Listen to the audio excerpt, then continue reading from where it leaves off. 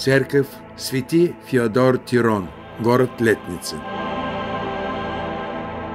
Строительство Приходского православного храма святого Феодора Тирона в Летнице началось в 1835 году, но было приостановлено османской властью. Чтобы получить разрешение от султана закончить его, жителям города пришлось прибегнуть к ходатайству. Люди вложили много средств и строили церковь собственными руками.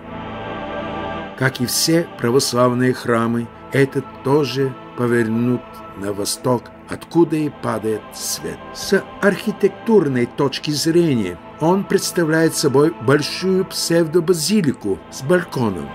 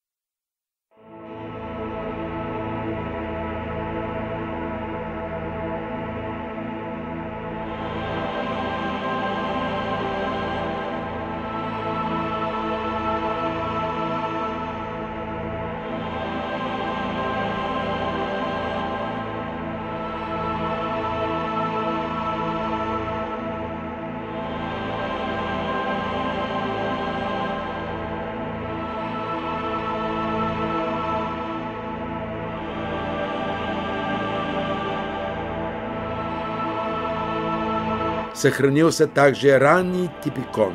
Церковь была освящена в 1845 году Терневским митрополитом Неофитом Византийцем, 1860 года при храме святого Феодора Тирон раскрыта первая воскресная школа в районе. Во время апрельского восстания массивные каменные стены храма скрывали таково ранга революционеров и повстанцев, как Василевский, Бачукиру и Матфей Миткауту. Здесь был сформирован и один из первых революционных комитетов. Церковный двор тоже имеет свою историю.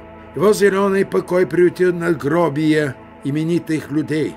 Среди них русский военно-полевой хирург Пирогов, который спас многих болгар во время русско-турецкой войны, и Ирина Бачукирова, первая болгарская женщина, автор сборника со стихами.